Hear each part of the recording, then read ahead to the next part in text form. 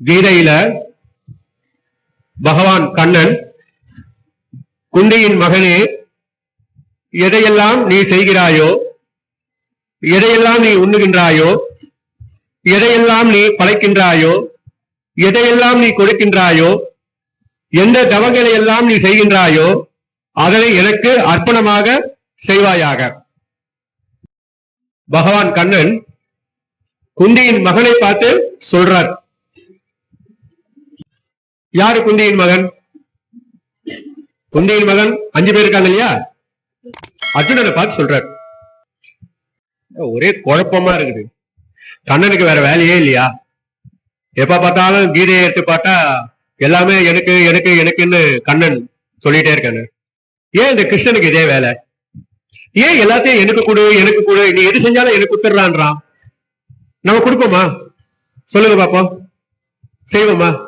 நம்ம மாப்பிள்ளைக்கு ஒரு 3 கோடி ரூபாய் வருது, திடீர்னு பெயிண்ட் கம்பெனி ஆரம்பிக்க போறாரு. மாப்பிள்ளை பெயிண்ட் கம்பெனி ஆரம்பிச்சா திடீர்னு ஒரு 3 கோடி ரூபாய் லாபம் வந்தா கண்ணன் என்ன சொல்றான்? எனக்கு எல்லாத்தையும் கொடுன்றாரு. 3 கோடி ரூபாய் மாப்பிள்ளை குத்துருவாரா?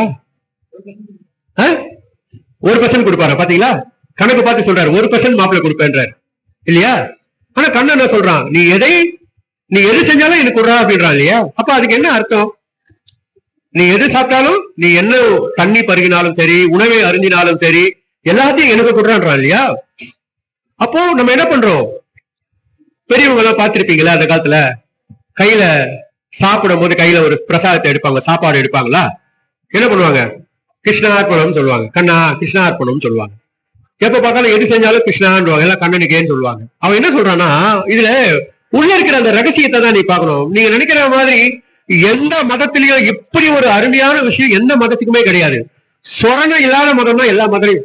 நான் இதை சொல்லும் போது நிறைய பேர் கோவலாம் கூட வரலாம், என்னை கூட திட்டுவாங்க. இப்ப நான் பேசுறதெல்லாம் கேட்டு நான் வீடியோ போட்டா என்ன திட்டுவங்கலாம் இருக்கான்.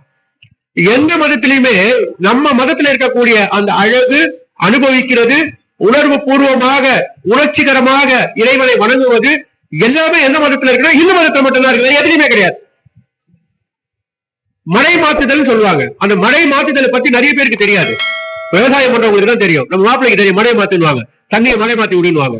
அதுல எவ்வளவு பெரிய ரகசியம் இருக்கு நிறைய பேருக்கு தெரியாது. அப்போ கண்ணன் என்ன சொல்றான்? நீ எது செஞ்சாலும் அது எனக்கு தான்டான், எனக்கு குத்துறான்றான். அப்ப நம்ம என்ன பண்றோம்? அதனால நம்ம செய்யறது இல்ல. இப்ப மாப்பிள்ளை சொன்னார்ல, நான் 1% தான் தருவேன்னு. அது 1% கொடுப்பேன்னு ஒரு கணக்கு பார்க்கும்போது அங்க என்ன ஆயிடுறாங்க? மீதி 99% அங்க பிரேக் ஆயிடும். நான் எல்லாமே அவங்களுக்கு தான் நான் கொடுக்குறேன், நீ எடுத்துக்கிறாப்பா அப்படின்னும் போது என்ன ஆகுது? அது பல மடங்கு அபிவிருத்தி ஆகுது. அப்போ நம்ம செய்யக்கூடிய ஒவ்வொரு செயலையும் என்ன இருக்கணும்? பகவானுடைய கண்ணனுடைய சிந்தனைகளும் கண்ணனுடைய எண்ணங்களே இருக்கணும். எது செஞ்சாலும் என்ன நினைச்சு செய்யறா, எனக்கு கொடுத்துறான்றான். அப்போ இந்த ஒரு விஷயத்தை கவனிங்களேன், எனக்கு கொடுத்துறான்றான்ல, அப்போ நமக்கு வர பிரச்சனை யாருக்கிட்ட கொடுத்துடணும்? அவங்கிட்ட கொடுத்துடணும். நமக்கு வரக்கூடிய தொல்லையை யாருக்கிட்ட கொடுத்துடணும்? அவங்கிட்ட கொடுத்துடணும். நமக்கு ஏற்படக்கூடிய மனக்குழப்பத்தை யாருக்கிட்ட கொடுத்துடணும்? அவங்கிட்ட கொடுத்துடணும். எப்படி அவங்கிட்ட கொடுக்கறது? அவங்கிட்ட கொடு. இவர் என்னயா இவரு நல்லா கையில ஒரு நாமம், நெத்தியில ஒரு நாமம், சைட்ல ஒரு நாமம் எல்லாம் போட்டு அவங்கிட்ட கொடுத்துரு. எப்படி நான் அவங்கிட்ட கொடுப்பேன்? எதன் மூலியமாக அவங்கிட்ட கொடுப்பேன்? ஒண்ணுமே இல்லைங்க, ஒண்ணுமே இல்லை. ஒரு பிரச்சனை வரும்போது, ஒரு குழப்பங்கள் வரும்போது, ஒரு வேதனைகள் வரும்போது சதா நேரமும் கண்ணா கிருஷ்ணா கிருஷ்ணா நாராயணா கோவிந்தா அந்த கண்ணனையே நினைக்கும் போது அந்த பிரச்சனையாகப்பட்டது அவங்ககிட்ட போய் சேர்ந்துடும். அதை செய்யக்கூடிய செயல் தான் நமக்கு யாருக்கும் தெரியல. அந்த பிரச்சனையை மறக்கிறதுக்காக என்ன பண்ணுவாங்க? மொபைல் பார்த்துட்டு இருப்பாங்க, ப்ரோக்ராம் பார்த்துட்டு இருப்பாங்க, மைண்டை டைவர்ட் பண்ணுவாங்க, ஏதாவது ஒரு விஷயத்த அதை மறக்கிறதுக்காக முயற்சி பண்ணுவாங்க. ஆனா திருப்பி அந்த பிரச்சனை எங்க வரும்? உங்ககிட்டயே தான் வரும். அப்போ உங்ககிட்ட வரக்கூடாதுன்னா என்ன பண்ணுவோம்? கண்ணன் என்ன சொல்றான்? இந்த ஸ்லோகத்துல என்ன சொல்றான்? நீ எது செஞ்சாலும் எல்லாத்தையும் எனக்கு கொடுத்துடுறான்றான். சாப்பிடுறாமா கிருஷ்ணார்ப்பணம், இந்தப்பா நான் உனக்கு கொடுத்துட்டப்பா. எனக்கு மாசமான இவ்வளவு வருமானம் வந்திருக்கண்ணா, நான் உனக்கு கொடுத்துட்டப்பா. நீ கொடுக்கறதுல தூக்கி உண்டியில போட சொல்ல, பயப்படாதப்பா மாப்பிள, உண்டியில எல்லாம் போட சொல்ல, சரியா? கொடுத்துட்டேன்னு ஒரு வார்த்தை சொன்னாவே அவன் என்ன பண்றான்? அதை அவன் எடுத்துக்கிறான். அப்போ நம்மளுடைய வாழ்க்கையில் நடக்கக்கூடிய ஒவ்வொரு செயலுக்கும் அவனை நாம் ஆத்மார்த்தமாக நாம் தியானித்து மனசுக்குள்ள வச்சிருந்து என்ன பண்ணும்? அவனை தியானம் செய்து, அவனை பிரார்த்தனை செய்து, அவனை சரணாகதி அடைகிறோம். மழை மாத்துதல் சொல்லுவாங்கல்ல, விவசாயத்தை பத்தி தண்ணியை மடமாத்தி விடுவாங்க. கேள்விப்பட்டிருக்கீங்களா? பண்ணிருக்கீங்களா? எம்ஜிஆர்லாம் இருக்காருங்க, விவசாயி எல்லாம் இருக்காரு. என்ன பண்ணுவாங்க, தண்ணி ஓடிக்கிட்டே இருக்குமா, உடனே என்ன பண்ணுவாங்க, அதை மாத்தி விடுங்கன்னுவாங்க. வாழ்க்கையில நடக்கக்கூடிய பிரச்சனைகளை, குழப்பங்களை எவன் ஒருத்தன் மாத்தி விடுறானோ பகவானுக்கு நெருக்கமானவாயிடறான்.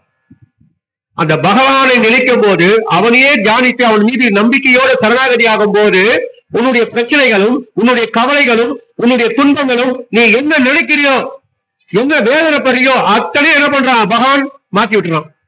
அதெல்லாம் மாத்தி விடுறது. ஆனா நம்ம யாருமே மாத்தி விடுறது இல்ல, மனசுக்குள்ளேயே வச்சுட்டு இருக்கோம். மன அழுத்தத்துக்கு உருவாகிறோம். ஒரு பக்கம் எனக்கு கல்யாணம் ஆகலன்ற மன அழுத்தம், ஒரு பக்கம் எனக்கு வேலை கிடைக்கலையேன்ற மன அழுத்தம், ஒரு பக்கம் வியாபாரம் சரியா நடக்கலையே என்ன பண்றதுன்ற மன அழுத்தம், ஒரு பக்கம் குடும்பத்துல ஒரே குழப்பமா இருக்கேன்னு மன அழுத்தம், ஒரு பக்கம் படுபாவி எனக்கு காசு வாங்கிட்டு ஏமாத்திட்டு இப்படி எல்லாம் பண்ணிட்டு இருக்கானே மன அழுத்தம், ஒரு பக்கம் வீட்டுல இருக்குது பெற்றதும் சொல் பேச்சு கேட்க மாட்டேங்குது, கட்டணும் சொல் பேச்சு கேட்க மாட்டேங்குது அப்படின்னு ஒரு மன அழுத்தம். இன்னொன்னு, பக்கத்து வீட்டுல இருக்கிற ராவுகாலம் எப்ப பார்த்தாலும் நம்ம கிட்டயே வந்து தொல்லை பண்றதேன்னு ஒரு மன அழுத்தம். ஏதாவது ஒரு சூழ்நிலையில ஒரு மன அழுத்தம் எல்லாருக்குமே இருந்துகிட்டே இருக்கு இல்லையா? அப்போ இதுக்கு எல்லாத்துக்கும் ஒரே காரணம் யாருன்னா நம்மளை தவிர வேற யாருமே, நம்ம தான் காரணம், வேற யாரும் காரணம் கிடையாது. நம்ம தான் காரணம்.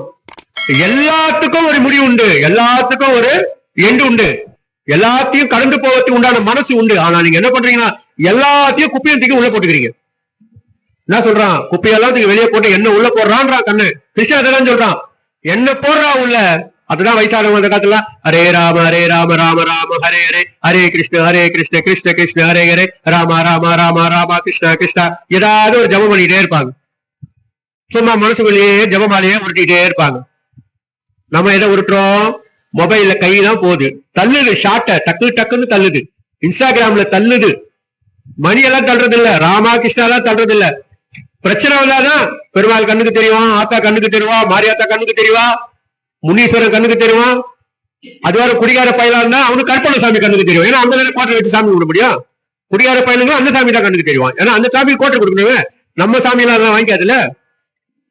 என்ன பண்றது? அப்போ என்ன பண்றோம், பகவானுடைய அந்த அற்புதமான ஒரு ஸ்லோகத்துல கண்ணன் எவ்வளவு அழகா சொல்றான், நீ எது செஞ்சாலும் அது எனக்கு விடுறான். நீ தண்ணிய குடிக்கிறியா, கிருஷ்ணார்ப்பணம் கண்ணா உனக்கு தரண்டா. ஒரு பருக்க சாதம் சாப்பிடுறிய, கிருஷ்ணா நான் உனக்கு தரண்டா, எடுத்துக்கோடா. அவெல்லாம் பிடிங்க சாப்பிட ஆரம்பிச்சு நீங்க எல்லாம் யாருமே சாமி கும்பிட மாட்டீங்க. கிருஷ்ண ஜெயந்திக்கு மட்டும் அவன் வீட்டு உள்ள வந்து உள்ள பூந்து வெள்ளாண்டான வீட்டுல ஒரு முறுக்கு சீக்கிரம் கூட இருக்காது. உண்மையிலேயே கிருஷ்ணனாலும் பரவாயில்ல, மாரியாத்தா காளியாத்தாலாம் வீட்டு உள்ள வந்தாலும் ஒரு வஞ்சிர மீன் துண்டு மீன் கூட கிடைக்காது, ஒரு கோழி லெக் பீஸ் கூட உங்களுக்கு கிடைக்காது. சாமி எல்லாம் வந்து சாப்பிடாதனாலதான் தைரியமா என்ன பண்றீங்க, காலையில ஒரு ஐட்டம், மத்தியானம் ஒரு ஐட்டம், அதுவும் அந்த கூடு ஊத்துற போது பாக்கணுமே, வீட்டுல பறக்கிறது, ஓடுறது, குதிக்கிறது, நீந்துறது, சொல்லும் போதே மகிழ்ச்சி வாயில வச்சு ஊறுது அங்க ஒருத்தருக்கு. இதே அந்த மாரியாத்தா மட்டும் காலை மறிச்சு வச்சுன்னு உக்காந்தீங்க, அப்படி லெக் பீஸ் எடுத்து அப்படி சாப்பிட்டாலும் யாராவது சாமி கும்பி ஆத்தாளி வச்சு படைப்பீங்களா? கோயில்ல இருந்து ஆடை வெட்டுறீங்களே, அந்த முழு ஆடையும் ஆத்தா சாப்பிடுறாமா, இந்த ஆடை வெட்டுவீங்க, ஆட்டு கொம்பு காலை கூட காட்ட மாட்டீங்க. ஒரு ஆடு படத்தை வரைஞ்சி எடுத்துன்னு போய் வைப்பீங்க கோயில்ல, ஆத்தாளுக்கு ஆடு வச்சிருக்கான்னு. அப்போ எல்லாமே கடவுள் என்ன பண்றான், தனக்கு படைப்பதை நம்ம தான் சாப்பிடுறோம், இறைவனுக்கு படைப்பதை நம்ம தான் சாப்பிடுறோம். குழந்தை நம்மளாம் ஒரு குழந்தை தானே, எப்படி அம்மா எப்படி விட்டுருவாங்க, எங்க பாரு நான் சாப்பிடுவேன் நான் சாப்பிடுவேன் நான் சாப்பிடுவேன் என்ன பண்ற, குழந்தைக்கு விட்டுறா இல்லையா? அந்த மாதிரி இறைவனுக்கு படைப்பதே என்னது, நமக்காக தான், நமக்குள்ளதானே கடவுள் இருக்காரு. இதானே உண்மை. எல்லாத்துலயும் என்ன சொல்லுவான், என்னை சரணாகதி அடையின்னுவான், எனக்குன்னுவான், எல்லாமே அப்படிதான் சொல்லுவான் கண்ணு. இந்த ஒரே ஒரு ஸ்லோகம் தான், நீ எது செய்தாலும் அதை எனக்காக எனக்கு செய் அப்படின்வான். அதுக்கு பக்கத்து வீட்டுக்காரனை போய் அடிச்சுட்டு, கிருஷ்ணா ஆனா அவன் அடிச்சா உனக்காகன்னு சொல்றாதீங்க, அதுக்கெல்லாம் அவன் பொறுப்பு இல்ல, நல்ல விஷயத்துக்காக மட்டும்தான் பகவான் சொல்றான். அப்போ நமக்குள்ள இருக்கக்கூடிய குழப்பங்கள்ல இருந்து நம்ம வெளியே வரணும். மனை மாற்றுதல், இது வெளியில ஒரு சைனான்னு நினைக்கிறேன், என்ன பண்ணுவாங்களா, யாருக்காவது அவங்களுக்குள்ள மனசுக்குள்ள பிரச்சனை எல்லாம் இருக்குதுன்னா, கோவம் அந்த மாதிரி பிரச்சனை எல்லாம், யார் மேலேயாவது கோவம், அவங்களுக்கும் இவங்களுக்கும் பிரச்சனை எல்லாம் இருக்கா, ஒரு நடைமுறை என்ன பண்ணுவாங்களா, ஒரு பொம்மையை செஞ்சு வச்சுட்டு அந்த பொம்மையை திட்டுவாங்களாம். ஒரு இது இருக்கான். இப்ப உதாரணத்துக்கு எனக்கு வந்து தமிழ் மேல கோவம், அந்த பையனை பார்த்தாவே எனக்கு புரியலப்பா, எனக்கு அவனுக்கும் அவனை பார்த்தாவே எனக்கு எரிச்சல் வருது, கோவம் வருது, எனக்கு அவனுக்கும் பிரச்சனை போது ஒரு பொம்மை ஒண்ணு தமிழ் ஒரு பொம்மையை ஒண்ணு எடுத்து வச்சுட்டு அந்த பொம்மையை பார்த்து பயங்கரமா திட்டுவாங்களாம். என்னென்னலாம் மனசுல கோவம் எல்லாத்தையும் திட்டுவாங்களாம். திட்டிட்டு முடிச்சது என்ன ஆயிடும், எல்லாம் போயிடுச்சா, அதுக்கப்புறம் நான் போயிட்டு தமிழை எதுக்கு வந்தா எதுக்கு வரும்போது அந்த பையனை பார்த்து சிரிச்சுட்டு போவேன் நான். இந்த மாதிரியான ஒரு ஒரு ஒரு விஷயம் அந்த நாட்டுல நடக்குது. ஆனா அதே கான்செப்ட் நம்ம இந்து மதத்துல ரொம்ப அழகா என்ன பண்ணிருக்காங்க, கோபத்தை மாற்றுவதற்காக, கோபத்திலிருந்து வெளியே வருவதற்காக, நம்மளுடைய கோபத்திலிருந்து நம்மை காப்பதற்காக என்ன பண்றான் பகவான், என்ன பண்றான், அதுதான் சரண கடவுள்கிட்ட விட்டுருங்க, அவன் என்ன பண்ணிட்டு போனாலும் பரவாயில்ல, அவனெல்லாம் எதுவும் சொல்லாதீங்க, திட்டாதீங்க, நீங்க என்ன பண்ணுங்க, கடவுள் மேல பாரத்தை போட்டு அவன் கடவுள் அவனுக்கு தண்டனை கொடுப்பான் அப்படின்னு என்ன பண்ணுவாங்க, ஒரு விதமான ஒரு அழகான ஒரு வார்த்தையை கூறி நமக்கு ஒரு வழியை காட்டியிருப்பாங்க.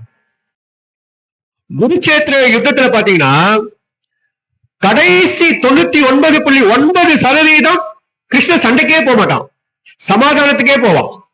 எல்லா இடத்துலயும் அவன் தூதுவனாவே போவான், பேசுவான் பேசுவான் பேசுவான், பேசிக்கிட்டே இருப்பான். அத்தனை பஞ்சாயத்து நடக்கும். ஆனா அத்தனை பஞ்சாயத்துல கடைசியில தான் வேற வழியே இல்லைன்னு போட்டா சண்டையில இறங்குவான்.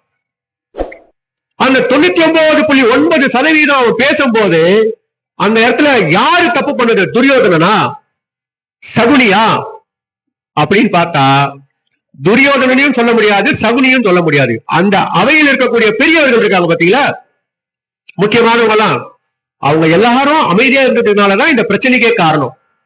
ஏண்டா நீ வயசானவன் தானே, உனக்கு புத்தி இருக்குல்ல, அறிவு இருக்குல்ல, நீ எவ்வளவு பெரிய மனுஷன் தானே, நீ என்ன பண்ணிருக்கணும், டேய் துரியோதனா நீ பண்றது தப்பு, நீ செய்யாதட, யாரா அவன், உன் கூட பிறந்தவன் தானே, இதெல்லாம் பண்ணக்கூடாது அப்படின்னு ஒரு வயசான மனுஷன் இல்லாம அத்தனை பெரிய மனுஷன் இருக்கீங்களா, அத்தனை பேரை கேட்டுருந்தீங்கன்னா அவன் என்ன பண்ணிருப்பான், அமைதியா இருந்திருப்பான்ல.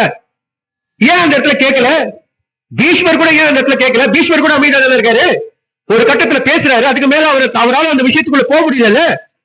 அப்ப நீங்க என்ன பெரிய மனுஷன் நீங்களா, அறிவு கட்டவன்ல, பெரிய மனுஷன் என்ன பெரிய மனுஷன், வயசாக்கெல்லாம் பெரிய மனுஷன் இல்ல, மனசளவுல பெரிய மனிதனாக இருக்க வேண்டும்.